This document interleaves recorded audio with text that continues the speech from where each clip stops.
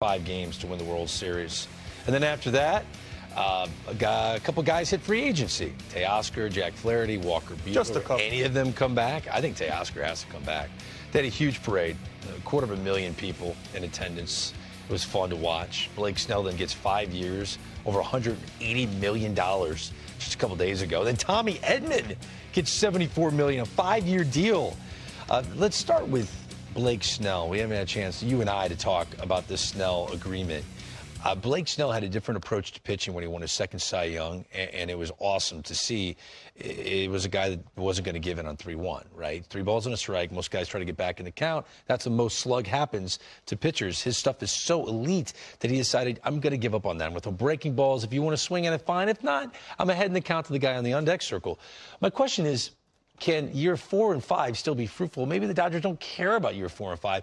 If your velocity starts to come back a bit in your mid to upper 30s, can you pitch that way where you're okay putting guys on base? Is that a sustainable approach in a 5-year contract for a guy that's going to be in his 30s? I think it can, and the reason for that is because I think the Dodgers are going to win for the next 5 years. And I think when you put a guy like this in Blake Snell on a team that's going to win, a team that's going to produce, they don't necessarily need a perfect Blake Snell. They can go ahead and get him on a 6-day rest. They can go ahead and give him a couple starts off. Now all of a sudden he starts becoming healthier again. He starts becoming true to himself and who he is. And I think the weather plays a huge part in being at Dodger Stadium and being Blake Snell. Pitching there in 75-degree weather every single day is a bonus for Blake Snell. I think he's going to be just fine. I think everything's going to work out just the way the Dodgers are hoping. And Blake Snell, the next 3 or 4 years are going to be prime Blake Snell. Who's opening day? I just think about that for a second, right? Like, I know they're going to be playing overseas and Ohtani's not going to pitch in it. But I'm just, like, going into it right now, if it was a conventional opening day, or if it was going to be everyone's healthy and you're going to have a game 1 of a postseason series, Ohtani, Glasnow, Yamamoto, Snell. Well, and let's not forget, because we have to put it out there, Sasaki. Well, I haven't signed him yet. But you don't know, right? But my point is, they're all in on everybody. I personally think, for me, Yamamoto is the guy that starts. What? Absolutely. You're going to Japan.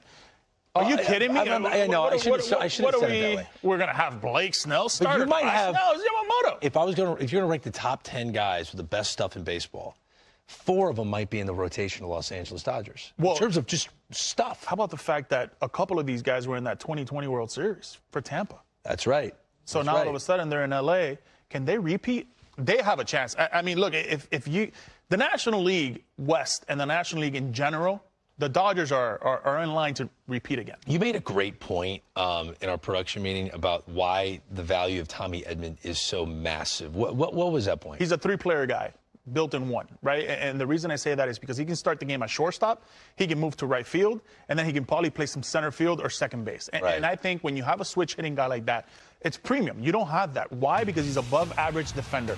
He can do it all. He can steal you a bag. He can play some outfield. He can make the best plays at short. When you have a guy like that, it really takes your bench now to a whole nother level. You can have an extra guy out of the bullpen. You can even have an extra guy in the starting rotation. Yeah. Something that they've missed on is what? The lack of depth, right, in their bullpen and their starting rotation. All of a sudden, you sign a guy like Edman. Yeah. You can add. So you have Ohtani now, and you have Edman. 2 guys that basically deal as a 5 or 6 player guy in a roster. They just love versatility. Even one of their best position players, arguably their best, because Ohtani's a pitcher, Mookie Betts brings them defensive versatility.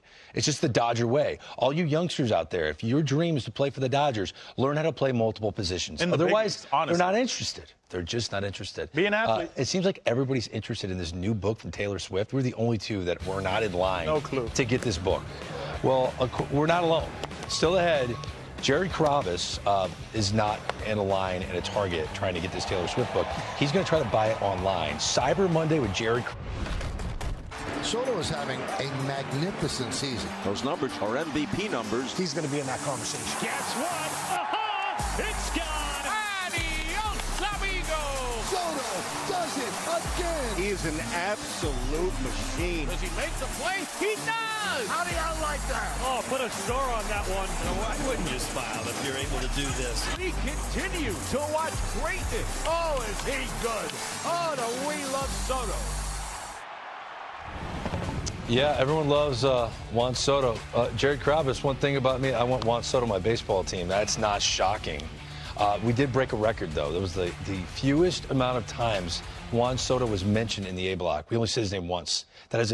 So far, it's a record, Jared, for this offseason, but we're about to shatter that here. Podcast star, MLB Network contributor, Jared Krabus joins us now on MLB Tonight. Good to see you, my friend. Good to see you. You really think, we'll start there. We're bringing you on because it's Cyber Monday and you like to shop. I've been told you've Grubhub for 2 years. You've Amazon shop forever. You haven't left your house for a very, very long time. So everything about you is online shopping. So you're like a Cyber Monday expert. So, do you really think the Red Sox, your club, will get Juan Soto? Do you like your team's chances? I don't love my team's chances, but I kind of like my team's chances, Craig. I mean, like, think about it, right? Like, if we're reading between the lines here, the Red Sox have the money to get this done.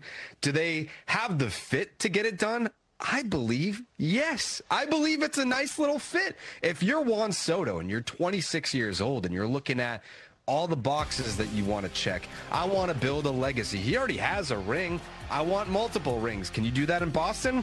No franchise has done that better than the Red Sox since 2004. So step right up. Get your money, build your legacy, and be the next great Dominican star that wears a Red Sox uniform. Now, I like that. He obviously grew up loving Papi and Pedro, and those were his guys. So that does make a little bit of sense. And he does care about his legacy. And if everyone's throwing over $600 million, then maybe he'll let his heartstrings work his way. But I feel like this is too emotional right now. Boston fans don't need to see this. This projected lineup, it just makes them dream and makes them get way too emotional. Roman Anthony, throw his name in there. You know, you've got 6 top 100 guys. Yeah, We're not just talking about the 25 lineup. We're talking about the 2029 lineup and what that's going to look like. Come on, Juan. We know. You're already loved here. You're already a star here. Come on down. You are a Cyber Monday shopping expert for us, Jared. We appreciate you taking the time to do this. So This is not normal, folks. We are seeing something very, very special right now with Blake Snell. Got him. 10 strikeouts. Yes! Strike 3. Got him. 15 strikeouts. What a performance by Blake Snell. It's a fly ball. Yastrzemski has it! And Blake Snell has pitched the first no-hitter of his brilliant career. That's my favorite Gatorade bath video ever. He got crushed. Yeah, it is Cyber Monday. Now, Blake Snell's press conference will be Tuesday. We're going to bring that to you here on MLB Tonight, as he has formally introduced his new left-handed weapon for the Los Angeles Dodgers. We went into the offseason with 6 former Cy Young Award winners. Now, we see that Blake Snell gets 5 years for over $180 million. That's big money. He deserves. He's been a great pitcher. But you got 5 other former Cy Young Award winners who we think will get signed. And if so, we just had our Cyber Monday shopping expert, Jared Krabus, on the previous segment. We thought it was Cy, as in Cy Young, Cy. I like it. Burr Monday. I see where you're going with this. So let's continue with our theme. Which Cy Young pitcher do you believe will be the best bargain? Yeah, it's fun to talk about these things, but I think for me, it's got to be a guy like Shane Bieber, right? He has that elbow surgery. I think you can get him for 2 years, let's just say $20 million with an opt-out. He's going to come back at some point next year in the middle of the year. He's resilient. He's a guy that could get the ball game 1 if you like what you've seen throughout the year. I like Shane Bieber. I think it's a bargain. I think it's a very simple move. Go get him, put him in a nice environment, a winning environment, and watch this guy go to work. He is, in terms of makeup, everything you want in a player, and he would be that rotation leader, because guys were like, wow, this is a former Cy Young Award winner that we just added. He's such a great human being.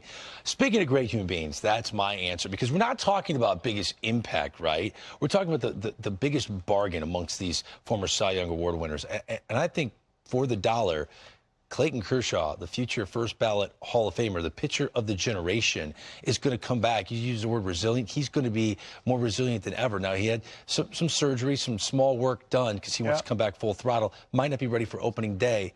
But I chatted with Clayton Kershaw the day of the World Series championship parade in Los Angeles.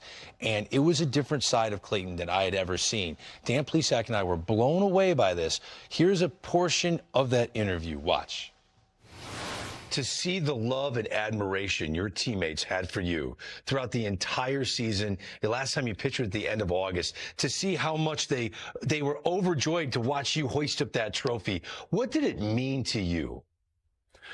Everything. You know, I think, you're going to make me cry again. I've been crying all day. I can't stop.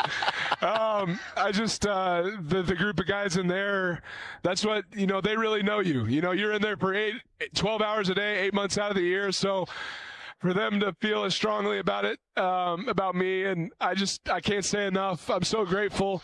I'm so humbled, so thankful. All the words. Clayton, are there plans? Do you want to pitch in 2025?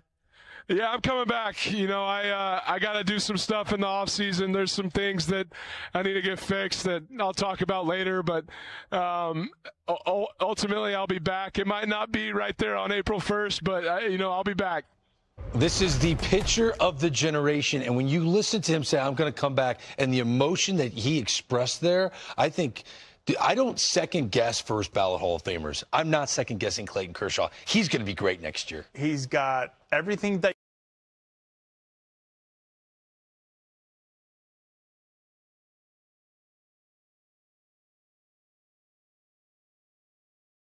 you want, right? As long as he's healthy, Kershaw's the guy that you want.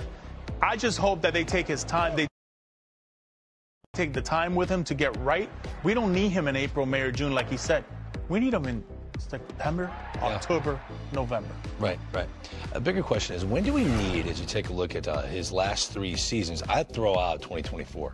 I mean, battle injury the entire year. When he pitches, he's great. His career ERA is 2.5. But I don't need 20 starts from him. Just give me 6. That's all I need. Give me 6 or 7 to get ready for October. That's all I need from him. Why? Because you got Ohtani and Yamamoto and Glasnow and Snell and everybody else? Though, you can put him like Walker Buehler at the end of that. Walker Buehler's gone. He's going to get but you can put him to close out games. Who knows?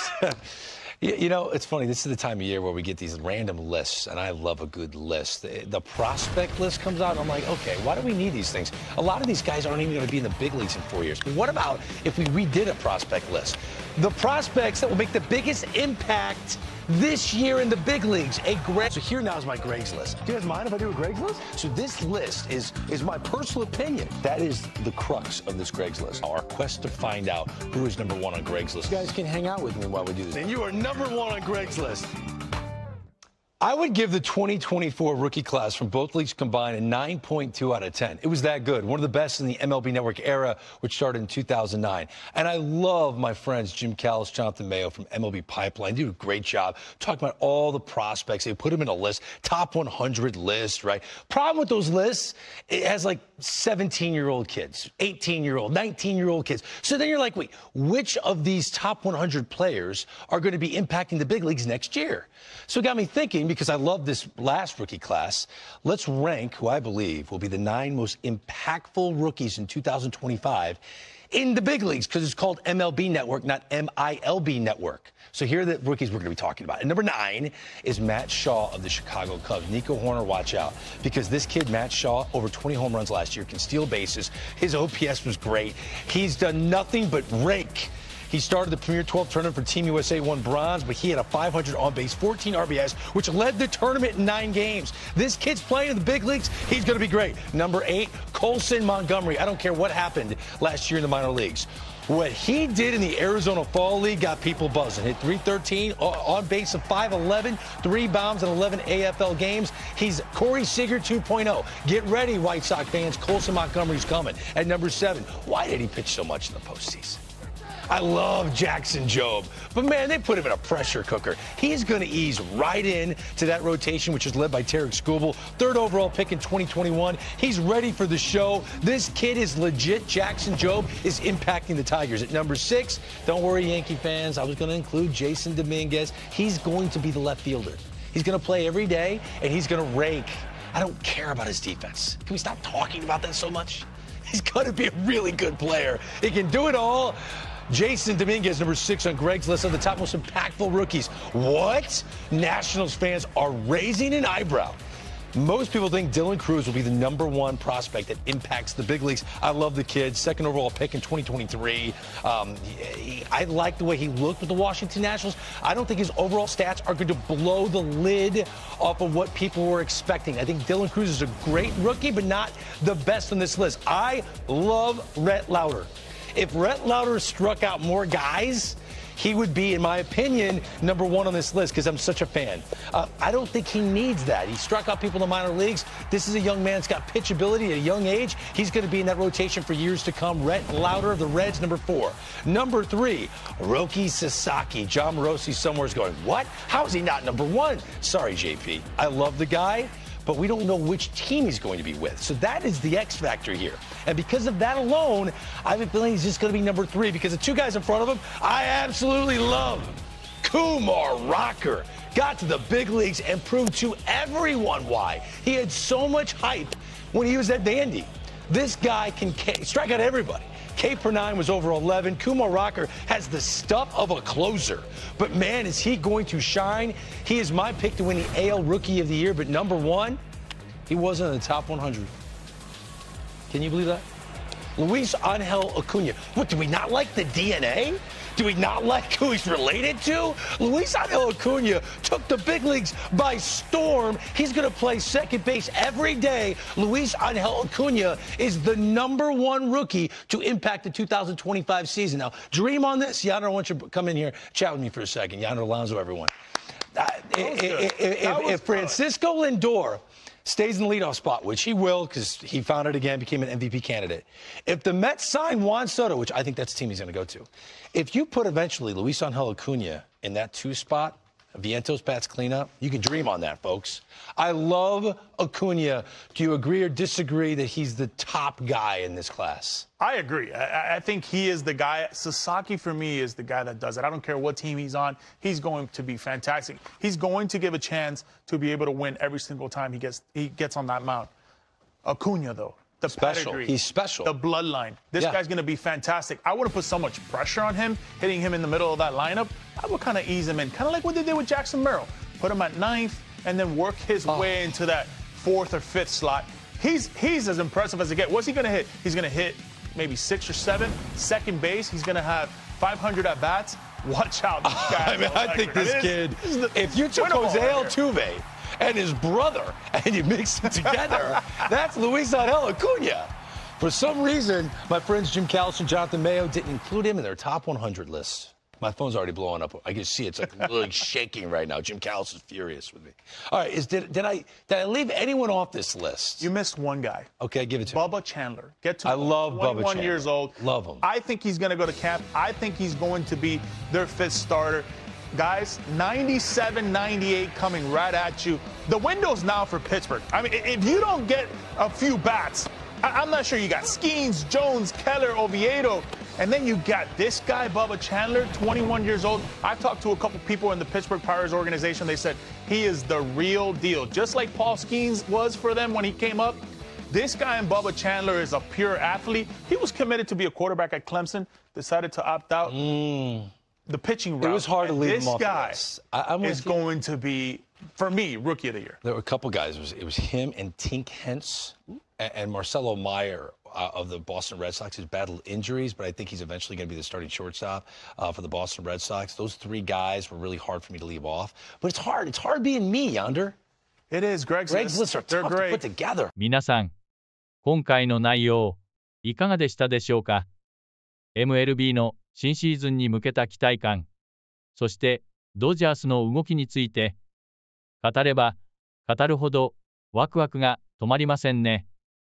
新しい選手たちの加入、既存のスター選手たちの進化、そして未来を担う若い才能たちがどのように輝くのか、まさに野球ファンにとって最高の時期と言えます。まずはブレイク・スネル選手について振り返りましょう。彼がドジャースと5年契約を結び、次のステージへと挑む姿は本当に心強いです。特に彼の独特なピッチングスタイルが新しい環境でどのように発揮されるのか、多くのファンが期待していることでしょう。スネル選手が大舞台でどのようにチームを牽引していくのか、また、彼の経験とスキルが若い投手たちにどんな影響を与えるのか、これからの数年間は本当に楽しみです。そして、ドジャースの一員として、彼が新しい伝説を作る瞬間を見逃さないようにしましょう。次に、ルイス・アンヘル・アクーニャ選手に話を移しましょう。彼がメジャーリーグでどのように活躍し、未来のスターとしての地位を確立していくのか、注目せざるを得ませんね。彼のような若い才能がチームに加わることで、ドジャースの可能性はさらに広がります。二塁手としての活躍はもちろん、彼の攻撃力と守備力がどのようにチーム全体に影響を与えるのか、ファンとしては、その成長を一緒に見守りたいと思います。アクーニャ選手が新しいシーズンにどんな印象を残すのか、私たちの期待は膨らむばかりです。さらに、クレイトン・カーショウ選手の話題も忘れてはいけません。彼の決意と情熱、そしてチームへの深い愛情が伝わるエピソードには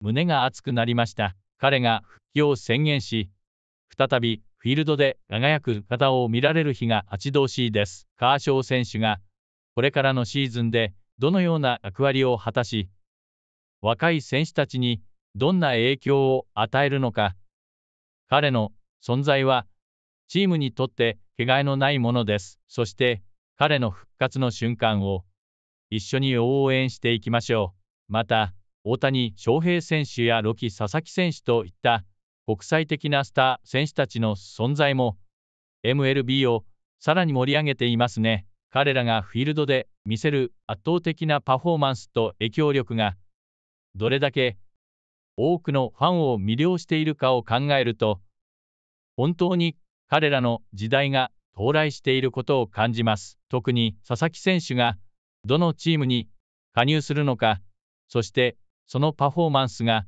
どのように評価されるのか、注目が集まるのは当然のことです。さらに、トミーへドマン選手の多彩さがチームにどれほど貢献するかも興味深いポイントです。彼のような選手がいることで、チームの戦略は大きく広がります。守備、攻撃、そしてベースランニングまで、あらゆる場面でチームを支える姿は、ファンにとっても頼もしい限りです。彼がどのようにチームの成功に貢献するのか、その活躍がシーズンの重要な鍵となるでしょう。そして最後に、MLB 全体の未来を担う若い才能たちについても触れておきたいと思います。リストに上がった選手たち、それぞれが新しい歴史を作る可能性を秘めています。彼らがどのように成長し、メジャーリーグの舞台で輝くのか、その過程を見守ることができるのは、ファンにとって大きな喜びです。このように、MLB の新シーズンは、多くのドラマと期待で満ち溢れています。選手たちの努力、挑戦、そしてフィールドで見せる感動的な瞬間を見逃さず、これからも一緒に応援していきましょう。もしの動画や内容が気に入ったら、ぜひコメント欄であなたの感想や意見を教えてください。どの選手に注目しているのか、どのチームが優勝すると予想しているのか、あなたの声を聞くのが本当に楽しみです。そして、いいね、ボタンを押して、まだの方は、ぜひチャンネル登録をしてください。最新の MLB ニュースやハイライトをお届けするので、これからも一緒に盛り上がりましょう。それでは、次回の動画でまたお会いしましょう。一緒に MLB の魅力を最大限に楽しんでいきましょう。